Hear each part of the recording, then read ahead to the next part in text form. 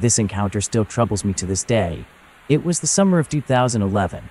I recently had turned 12 and my family thought it would be a great summer for a cabin trip. Normally, I would have been attending some sort of Boy Scout camp. Since we are from Florida, we drove north to South Carolina with my grandparents coming down from Canada to meet us. The cabin itself was beautiful, with a great view of the lake and its own beachhead. When we first arrived, I was first out of the car and running around in excitement. I was greeted by a man looking to be in his late 50s, the cabin owner. He smiled at me with happiness, which slowly grew into a nervous grin. Finding it quite odd and being a shy kid, I moved along. As I searched around the area, being curious and wanting to see everything, I noticed almost a circular pit under the house. It was off-putting, but it didn't seem to bother me. Finally, I noticed a treehouse that the owner was building on the beach. As I ran to it, he yelled out, "Watch yourself, son. It's still dangerous." I steamed onwards and climbed up the ladder. The man was correct, as the top there were so many nails poking out all around. But since I was small, I found a place to stand and gaze back at the cabin. The wood cabin seems old but sturdy, with a big porch and outside storage underneath, where once again, I stared at this circular pit, which now had my full attention. It was nothing that I've ever seen before, and I don't think I've seen something like it since. I love the woods, and would like to say I am experienced, but it almost looked like a big spinning ball was dipped into the earth.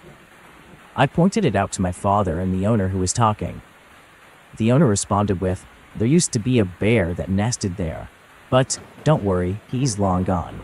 I didn't like his answer, because it seemed strange for how it looked. I brushed it off and went into the cabin, picking up one of the bunk beds before my siblings could. The first few nights were amazing. Lots of hiking and swimming and everyday things that you would do, because we knew when our grandparents arrived, we would be hanging out most of the time. When they did arrive, we sat by the fire at night and enjoyed animal watching. It's important to note the area's geography at this point. The front of the cabin faced a wide strip of dirt leading to the beach with thick trees on either side. To the left of the cabin was the dirt road we used to get to it. Behind and on the left of the cabin were thick, dense woods with a steep slope. Now, it was the 7th night that we were there. I was awoken up by weird sounds outside. Dirt shifting under a weight to the left side of the cabin. The trash bins were there next to the door from the kitchen. I heard something pushing them around. Thinking it was most likely raccoons or some sort of interested animal, I should do my Boy Scout duty and shoo them off. I dropped down from my bunk and the noises went silent. I noticed a few rays of sunlight were streaking through the air. I walked over to the kitchen to look out the window, but before I could reach it, suddenly, these long, scratching noises were coming out from against the walls of the cabin. It sounded like long nails, digging deep into the sheets of a bed. Terrified at this point, I slowly back away. Then a bang shook the door and I jumped. Since it was only me, my brother, and my dog who were downstairs, we were the only ones who heard it. Instantly, my dog sprinted to the door, barking and growling viciously like he was about to fight to the death. This woke up my brother, who panicked and grabbed me and pulled out his hunting knife. He looked down at me with reassurance and told me to get to my parents' room. He then pushed me upwards towards the stairs and ran to the door and opened it. He then went away with my dog, the barks and running getting distance as I ran upstairs, and I woke up my father. He ran out into the forest with his Colt 45. About 30 minutes later, they both came back, including my dog who was limping. I've never seen my brother with the look he had on his face before that day, and he never had that look ever again. He's typically a very brave and capable older brother, and seeing him like that unnerved me to my bone. He was an Eagle Scout, and I was a Boy Scout. We had been in the woods, and we weren't really scared to get dirty. My dog had a stick through his front left leg, but he's a good strong boy and took it like a champ. My mother and grandmother quickly drove our animal over to the local vet. While they were gone, my father, grandfather, and oldest second brother and I looked around the cabin for evidence of this strange event. I was still incredibly nervous, so I kept close to the cabin and my father. The trash bins had gashed holes in them, almost like they had been punched open, and the wall above had deep claw marks in it, which, standing from the level of the trash bins, was about 6 feet into the air. That's when I noticed a smell. An odd smell that wasn't coming from the trash cans. I slowly crouched down between peering underneath the cabin and where this strange pit was. There was a dead fox, shredded into literal pieces. I told my father, and him and my brother quickly cleaned it up by using a shovel and tossing it into a bag and then into the trash. My dad contacted the owner, who assured us that there was nothing to be worried about, but brought us a flare gun and bear mace. A couple of days go by, and my parents take everyone to a restaurant aside from myself, my oldest brother who chased the perpetrator, and my injured but stable dog. An hour after they left, I looked out the second-floor window in the direction where my brother ran a few nights prior. I was petting my dog at the same time. That's when the main encounter took place. My dog raised his head alert and sniffed the air. I glanced out the window and noticed this huge bear-like creature high up in one of the trees. It was matching my level and was staring at me. I say bear-like because it had human-like features, instead of the fat, round body bears usually have. Their body was toned, sharp, and muscular. The eyes were the worst parts. They were piercing. They were yellow, almost like perfect human eyes. It locked eye contact with me. Fear flooded my brain and forced me into a fight or flight mindset. My dog, picking up on this, started growling and howling at the window. I turned to run into the room and looked back at the creature, who was now rapidly descending the tree, using its clawed hand to climb. I sprinted to my brother's room in tears, yelling about this beast that I just saw. My brother looked at me with worried eyes and said, "This territory doesn't belong to us." Then he got out of his bed, grabbed his knife and baseball bat, and walked downstairs. I armed myself with a flare gun and bear mace, and prepared myself for the possibility of this thing breaking in and attacking us. A great slam into the back of the wall knocked the cabin around. It made it rock like a boat and sent my dog into a frenzy. Between the growls and barks, I could hear heavy breathing from outside and things being thrown at the cabin. A rock broke one of the front windows as striking my left leg. I turned and fired the flare gun out of the window, which was followed by many profanities and yelling. After this, it all stopped. My dog was still growling and pointing at the corner of the room. There was no window facing that direction, so I couldn't see, but I could assume it was right there. A few minutes of silence went by when my brother and I decided to call the police and our parents. Then, being idiots, we walked out of the front door and slowly walked around to the right side of the cabin. We started to hear a slow snarl coming from behind a bush, and my dog inside started going ballistic and jumping at the door. My brother started yelling at this creature and threw his baseball bat towards the bush, striking it. It sounded like it hit a tree, but we both know that we hit the creature because it let out a pained grunt. The black furry mass sprung out from behind the bush and bolted down the dirt road, and we quickly lost sight of it. We hurried back inside the cabin, barricaded the doors, and ran upstairs. We heard gunshots ring out moments later, and my father's truck pulls in. I fly downstairs and open the door. The rest of my family ran inside, and my father claimed a huge bear ran down the road, and he fired a couple of rounds at it. The police eventually came after having a hard time finding the cabin. We gave them the story about this aggressive bear attacking the cabin. We left that night, and my family likes to recall the story of how myself and my oldest brother fended off a hungry bear. But for me and my brother, that was not the case. When we arrived back in Florida, I went straight to my room, still shaken up by what happened. When my brother came in, he looked me dead in the eyes and said, "It looked human, didn't it?" I just nodded and asked him about his territory remark. When he looked down and responded, "Every animal has its territory, and usually can keep it until something bigger comes along and takes it." Well, something bigger came and it took its own territory. What he said still makes me wonder to this day. It's burned into my mind. Looking back on it, the owner was so shaky around me, almost like he knew there was more danger in the area than he was letting on, and that he knew that we would be a target.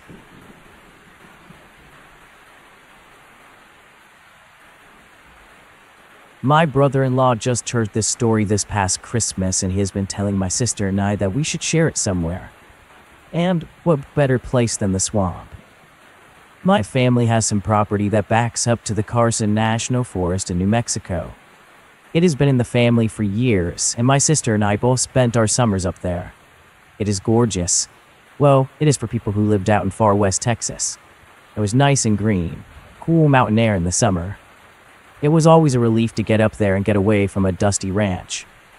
My dad was ex-military, and having 2 daughters, let us just say we did lots of outdoor stuff. He taught us survival skills and how to defend ourselves. We hunted and fished and did lots of camping and hiking. To us, it was always a fun time, but I guess he felt the need to pass skills to us.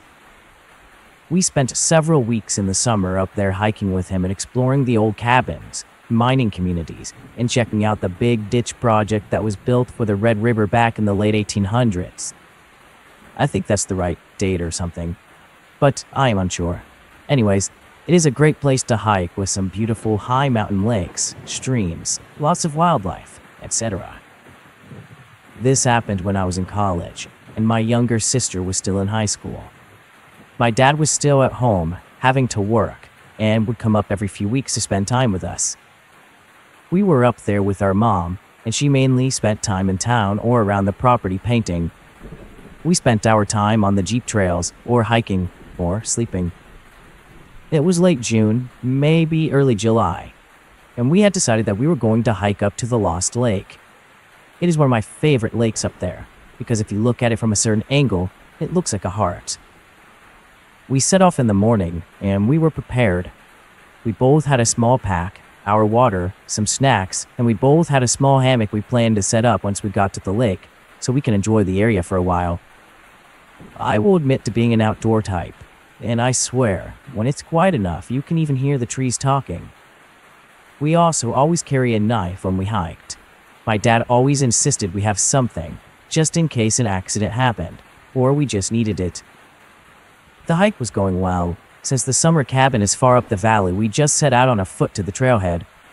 To get to Lost Lake, you take another trail that goes up to Middle Fork Lake. Then you break off that trail for Lost Lake. We run into a few other hikers, but they are going to Middle Fork Lake, and we were pleased because it would look like we would have the lake to ourselves. It is a good hike with some long switchbacks at the end, but totally worth it because the lake is just beautiful and an emerald green color. We finally arrived and saw that we did have the lake to ourselves. We hiked around the lake and decided to hike back a bit to find a good spot to set up our hammocks. We walked into the tree line, and the first thing my sister did was say, "Do you smell that?" And indeed I did. It was a dead animal for sure, with the strong scent of blood. We had both done lots of hunting, and we knew the smell pretty well. And that is when I saw it. It was a deer carcass. But what was around it is what disgusted me. Placed around the deer carcass in a circle were its organs, entrails, etc. But it was not like it was being cleaned. It was like they were placed there in certain arrangements, with just piles of rocks in between everything, like small little statues almost. Now I know how some people get disgusting with their kills, and I've had some guys try to gross me out, but I do not fall for crap like that. But this made me uneasy. It was just not being cleaned. It was like it was set up in a certain meaning, or maybe it had a meaning all its own. I stepped back from this weird circle, and when my sister starts to say my name, but stops, because then we see the guy who had done this, and he looks like he climbed out from inside the deer, because he is covered in blood and does not have much clothing on. At first, I thought he did not have anything on, but honestly, I did not try to check him out much. He was standing back away from his gruesome little circle, just standing close to a group of trees that were close together. He was maybe 20 feet or so from us. I think he was maybe trying to hide? Not for sure, but my dad had always taught us that if we ever found ourselves in a situation where we did not feel we were in control, to do everything in our power to take control of the situation. Do something that is going to take the other person by surprise. Do not do something they would expect you to do. So, this was raging through my brain, and I could also tell my sister was about to freak the heck out. So I stepped up and yelled, "Hey, fairly good kill you got there. Did you use a bow?" The guy just stood there, his eyes all crazy wide like he was stoked out of his brain on planet Pluto or something. So, I'm thinking, great. We ran into a guy getting his hunt on, and he had lost it, and now he's getting blood crazy with his deer. He was staring me down, and I was staring right back, and my sister was getting ready to run. I still don't know what came over me, but I then put my hand on my knife that I kept on my waist just to show him that I was not completely helpless. I do not know why I did it, but something told me to let him know I was not going to back down or be afraid. I kept eye contact with him, and I would guess he was maybe in his early 30s, but I am bad at guessing people's ages. He was pretty dirty though. You could tell that even with all the blood he had everywhere, he had not showered in quite some time. I start to back off and my sister had moved behind me, so I spoke again and said, "So, I hope you have a great hunting day." Again, the crazy guy didn't say a thing, just stood there like a statue or something, or like he thought I couldn't see him if he didn't move or make any sound. We moved back to the lakeside again and booked it around the lake. My sister stayed up front, and she was shaking bad.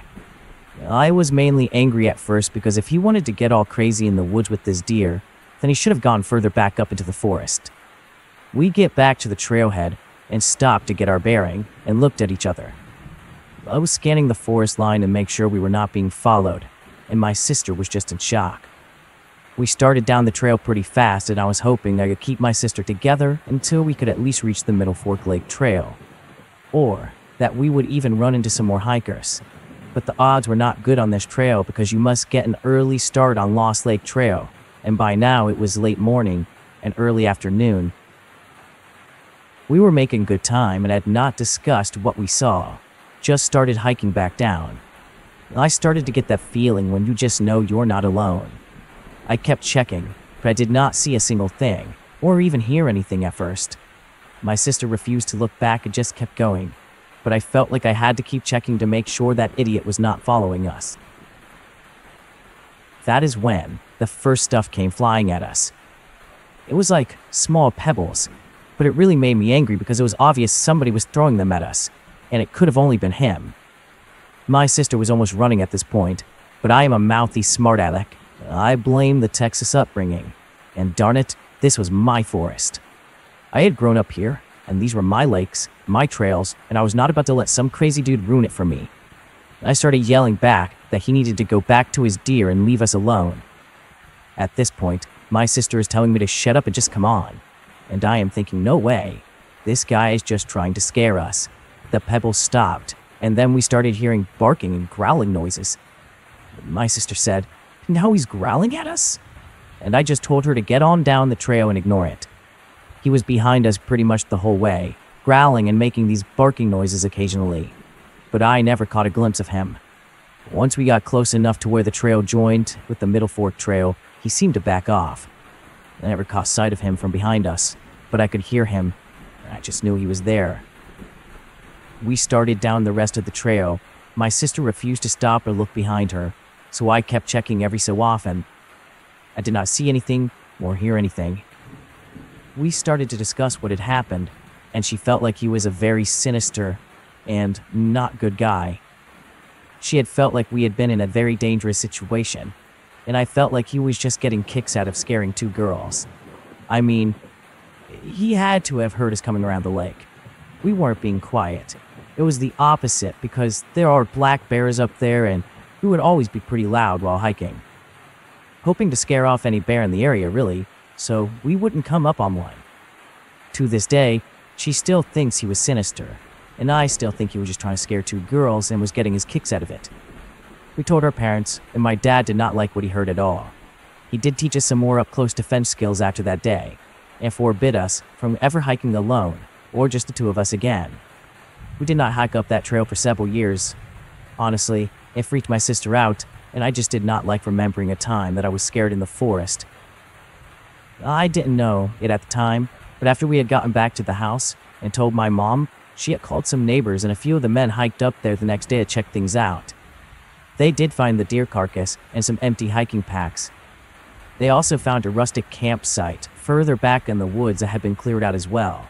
They found some empty hiking packs as well that day hikers use. It's not that creepy, I guess, but pretty strange nonetheless.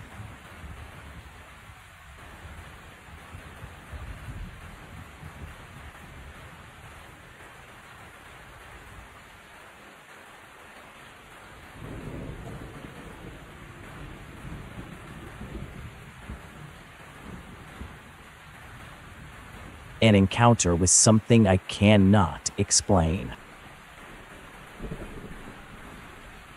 About 4 to 5 years ago, I encountered something that inspired my creations. It was late at night, around 8 to 9 p.m. I was out on a walk to a nearby church. I live in a very rural area of Georgia. When I got to the church, I sat on the stairs leading to one of the main entrances. It was eerily silent, with no sound around at all. I glanced towards the graveyard and noticed something behind a small, slender tree. The figure stood about 7.5 feet tall. The church was dark, and the only light that was coming through was from a tall lamppost about 50 feet away. The figure was pitch black and stood out against the darkness. It had a humanoid appearance, but no visible features. Half of its body was sticking out from behind the tree, while the rest of it seemed to disappear behind it, not appearing on the other side of the 4-inch diameter tree, as if it were a manifestation of the shadows. I freaked out and did a double take, but it was gone when I looked back. I ran. My home was in the opposite direction of the light post. When I turned around and fled, I saw the creature behind the lamppost. This was utterly terrifying to me. The fact that it had seemed to phase from one shadow to the next was quite freaky. I sprinted as fast as I could towards the nearest house. Since I live in a small neighborhood, I'm acquainted with almost all of my neighbors. I phoned my uncle and recounted what had occurred. He suggested that I might have seen something because I was tired, and I probably just imagined it. However, I'm sure of what I saw. I know it wasn't some shadow figure like a ghost or a spirit. This thing was physical, not spiritual. After that experience, I have always felt like someone is watching me whenever I pass by that church's shadows. Consequently, I purchased a 2500 lumen flashlight and only returned with it.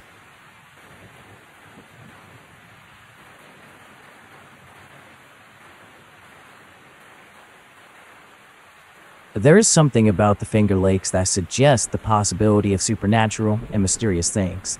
Legends and stories abound of hauntings, spirit happenings, utopian communities, ancient ruins, inexplicable phenomena, extraterrestrial visits, and the occasional glimpse of even Sasquatch. Among the most intriguing stories are the numerous reported sightings in the deepest parts of the lake. An aquatic creature, a lake monster if you will. Each of the Finger Lakes has its own personality, of course, but the lakes Seneca and Cayuga seem to fit within a different, more mysterious category. Their waters are colder. Their moods are darker. Their waves are bigger. You can travel on boats to and from the sea to these two lakes, and their sheer size seems to hint at the possibility of ancient aquatic megafauna. Native Americans believed Seneca Lake to be a bottomless lake, with a monster that lived within its depths. Almost 40 miles long, deep, and 1 to 3 miles wide, the pitch-black depths of the both, hundreds of feet deeper than sunlight can penetrate, descend to depths below sea level. Reports of monsters in Cayuga Lake were numerous, perhaps even routine in the 1800s. It can be inferred from a story from January 5, 1897, in an edition of the Ithaca Journal. Incredibly, the piece reported that a recent sighting marked the 69th consecutive year in which there was a confirmed encounter with the monster nicknamed Old Greenie. The story went on to recount that the member of the newspaper staff had been living in daily anticipation of Old Greenie's appearance and had refused reporting assignments that would have taken them near the lake because they were afraid of the monster. The 1897 incident was reported to have been by an Ithaca resident who was driving along the lake's eastern shore and saw what he knew must be the large, long sea serpent. Of course, there were many people trying to debunk it as some sort of tramp or muskrat. Sporadic and isolated reports of the creature would continue until about 1929, when people began reporting not one, but 2 creatures sighted together along the lake's eastern shore. The creatures were described by witnesses as being 12 to 15 feet in length. It was speculated that they might be members of the Seneca Lake sea serpent family that found their way into the local waters through a subterranean channel, which is believed to exist between the 2 lakes. Legends of tunnels connecting Cayuga and Seneca Lakes have circulated for many, many years, which anyone with a rudimentary grasp of the notion of water seeking its own level knows could be possible. Occasional other reports of Old Greenie have certainly been made since then, including a 1974 attack in which a teenage boy apparently had his arm broken and bit by a large eel-like creature, and the local 1979 encounter by a professional diver of a submerged animal 30 to 35 feet in length. Still, all the reported sightings, save one, have been by one or two persons. The incident with the greatest number of witnesses, and therefore the most credible lake monster encounter, happened on the evening of July 14, 1899 on Seneca Lake. The side-wheeled steamboat, Otetiani, named to evoke the region's Iroquois past, was traveling north toward Geneva from Watkins Glen, with several dozen passengers at about 7 p.m. Sunset was at approximately 8:40, so there was plenty of daylight left, and it had been a sunny and seasonably warm high 79. Somewhere between Dresden on the west side of the lake and Willard on the east side, pilot Frederick Rose reported that approximately 400 yards ahead of the boat was what appeared to be an overturned boat. Captain Carlton Herendeen examined the thing with his telescope, later describing its appearance as being 25 feet long with a very sharp bow and long narrow stern. Passengers began to gather. It was a group with some ostensibly credible witnesses, including 2 commissioners of public works, a police commissioner, the manager of the Geneva Telephone Company, and a geology professor. As Captain Herendeen completed his inspection, the pilot signaled the engineer to slow down the boat. The steamboat approached to within 100 yards and lowered a boat to take a closer look. Suddenly, the object turned and began to move away. The captain immediately ordered a full speed ahead. As the thing was moving slowly, the steamboat gained on it easily. The object turned again, this time toward the steamboat, raising its head, looking in the direction of the boat, and opening its mouth, displaying 2 rows of sharp white teeth. Captain Herendeen declared that he would ram the creature and take it alive, if possible. Otherwise, he would kill it and take it aboard or tow it to Geneva. This was the United States in 1899, when conservation of flora and fauna was still kind of fringe. Out west, the bison population, perhaps 10 million in 1850, had been reduced to fewer than 1,000. Passenger pigeons, numbering in the billions in 1860, were on the brink of extinction. And so the boat was turned so that the boat would approach the creature from the side at a ramming speed. The deck of the steamboat was crowded with passengers who were ordered by the captain to put on life preservers. According to the Geneva Gazette, every eye on deck was fixed on the monster and hardly a person was breathing normally. While the boat was yet some distance from it, the monster again looked at the boat, sank out of sight, and the boat passed over the spot where it had been. As the steamboat approached within 50 yards of the creature, the captain gave the order to turn the boat so that its paddle wheel would strike the creature midway between its head and tail. The boat went full steam ahead and struck the monster with enough impact that many of the passengers were thrown off their feet. The mortally wounded animal lay in the water next to the steamboat. It raised its head, gave a sound like a gasp, and lay quiet. Its spinal column had been broken, and it was dead. Lifeboats were immediately lowered, and lines were strung around the body. Passengers and crew tried to secure the carcass. In the end, though, it proved too heavy or unwieldy and dropped into the water, sinking 600 feet to the bottom of Seneca Lake. The ship reached Geneva after dark, and the passengers began to tell their stories of the incident. While all agreed that a monster had been seen, different versions of the length of the monster from 25 feet to as much as 90 feet strained the credibility of the accounts. The Rochester Herald said that Professor George R. Elwood, the geologist on board, who had been in one of the lifeboats trying to secure the body, gave what was considered the most careful and perhaps most trustworthy account. He thought it was a cladastus, an extinct marine lizard from the mosasaur family that lived in what is now the United States until it disappeared from the fossil record at the end of the Cretaceous period, about 66 million years ago. Now, we can't let skepticism get the better of us, considering that in December of 1938, a South African fisherman caught a coelacanth, which is a fish that was thought to have been extinct and disappeared from the fossil record at the end of the Cretaceous period, 66 million years ago. So it is entirely possible that this thing could have existed. Professor Elwood went on to describe the creature as about 25 feet long, with a tail that tapered until within about 5 feet of the head, which it broadened out and looked much more like a whale. The creature weighed about 1,000 pounds. Its head was perhaps 4 feet long and triangular. Its mouth was very long, and it was armed with 2 rows of triangular white teeth as sharp as those as a shark, but in the shape more like that of a sperm whale. Its body was covered with a horny substance, which was much like the carapace of a terrapin, as anything else of which I know. This horny substance was brown in color and of a greenish tinge.